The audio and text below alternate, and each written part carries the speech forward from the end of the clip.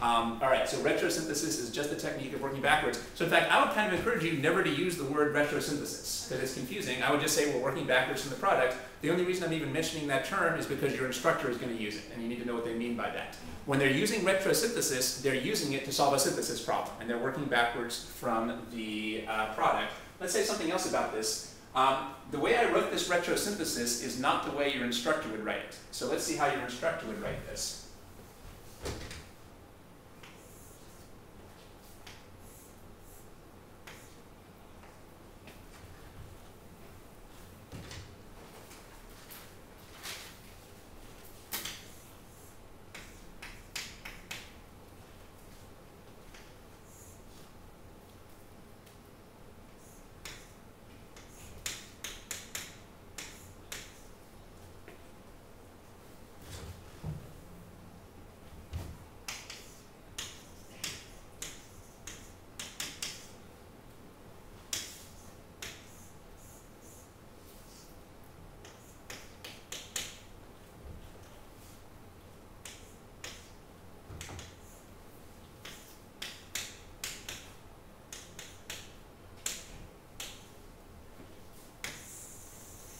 So far I just copied what I already had. I just recopied this retrosynthesis idea. We started with this starting material here, and we got this product.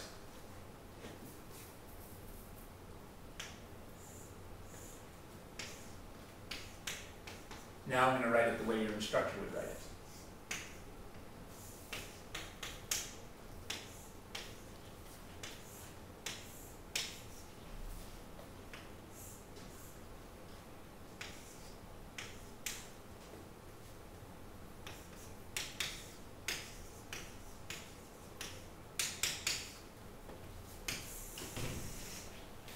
This is the way we wrote it.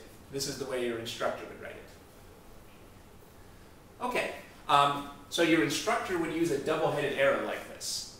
Now again, notice double-headed arrow does not mean a new type of problem. It just means that they're using retrosynthesis to solve a synthesis problem. All the double-headed arrow means is that they've written the product on the left and the starting material on the right. I don't really know a good name for this. I guess we should call this an arrow with two horizontal lines. When they write this arrow with two horizontal lines like this, I don't know what the official name for this is, this retrosynthesis arrow, an arrow with two horizontal lines, that has a special meaning. It means that they decided to write the products on the left-hand side of the arrow, and the starting material or the intermediate on the right-hand side.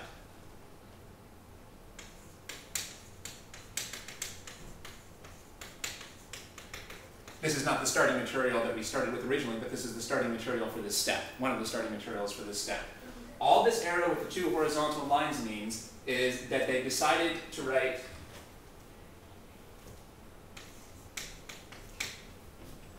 the product on the left-hand side of the arrow and the starting material on the right. Well, we know what does a normal arrow mean? A normal arrow means that the starting material is on the left, and the product is on the right. Okay. Now, again, this is how we wrote it. This is how your instructor would write it. How should you write it in the future? Like this. You should never use this notation. You do not need to use this notation in the course. Because remember, this is just a thought technique. They don't care if you use this notation. You should never use this notation, even though your instructor does. Why? Because it's confusing.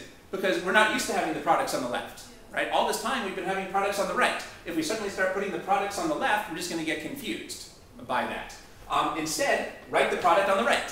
And then, so the way you would do this is, so here's how you should do this. So you would start by writing the product on the right-hand side of the arrow, and then you carefully figure out what the starting material should be. That's all that there is to retrosynthesis. All retrosynthesis means is writing the product on the right-hand side of the arrow, and then figuring out what the starting material would be. So now I would figure out, I need a 3-carbon chain. Bam, I just did retrosynthesis. That's all that retrosynthesis is. So we're adding the Nitrostrue and the ketone Together. That's right. And we're doing H3O+. That's right. Step to get the OH. Good. Okay. That's right. That's right. But let's clarify that in a second. I want to really just put the nail in the coffin with this retrosynthesis first. But you're right. That would be the final step.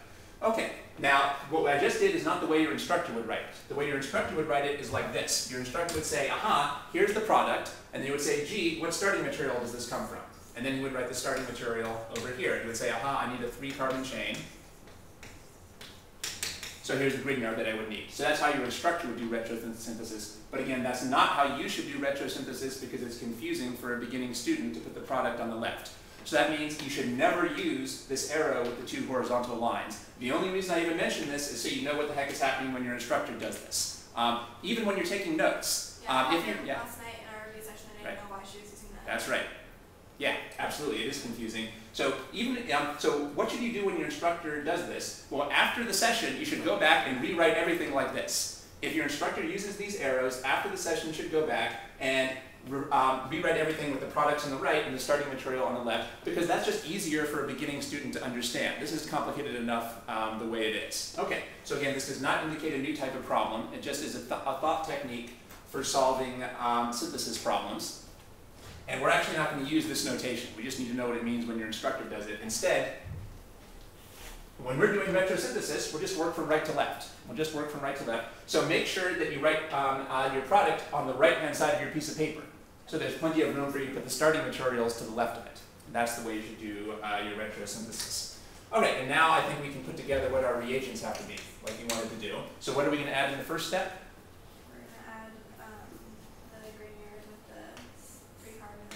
Yeah, I'll keep numbering it to make sure I'm getting it right. And then H3O+. Right, and you must indicate that these are separate steps. You must actually put these numbers in. Okay. Because if we added the H3O+ together with the Grignard, remember it would just destroy the Grignard. So notice this is actually a 2-step synthesis. You might see a 3 or 4-step synthesis, or even more, possibly. If there was a 2 or there was a 3 or 4-step synthesis, would I just kind of continue to do the same things, or would you have to leave the H3O+ till the end? Oh, well, generally you always, usually at this point of the course, you'll always protonate directly after the Grignard. Okay. Later you might see some exceptions, but now I think you're generally going to do this. So if you're going to do even more, you would do that after the protonation. Okay. We won't have time, unfortunately, to talk about that. But hopefully, maybe now we've gone over enough material that what's in your textbook or your lecture notes might make more sense to you. And now you might be able to study more of that on your own. And again, I've done more synthesis with some of the other students. So if I have time to put those up, you might look at those videos as well. I already have one of their videos up. So let's just review the key things we saw here. One key thing we saw was how to work with Grignards. I hope that you got that down. But even more important is we saw how to solve synthesis problems. And I would say 95% of the students in organic chemistry never learn how to do synthesis problems. So just match up the carbons. Yeah, so let's go through that step by step. Well, you were doing good, so you tell me. So match up the carbons that are the same in the starting materials and the products. Right. And then label them, obviously, and then figure out what is not in the picture and label those products as new numbers. Good. And then create an intermediate that has those carbons, and then in order to get the H, you have to do the H3O+. That's right. Although that's not specifically for synthesis, that was just for this particular problem. Okay, that's good. So let me try to summarize that again. The first step is write the starting materials on the far left of your paper and write the products on the far right, because you're going to need plenty of space between them. You should use horizontal paper. You should orient your paper like this horizontally so there's plenty of room between the left and the right. Then look for a landmark that will help you to see which carbon in the starting material is the same as one of the carbons in the product. Here the landmark with the oxygen.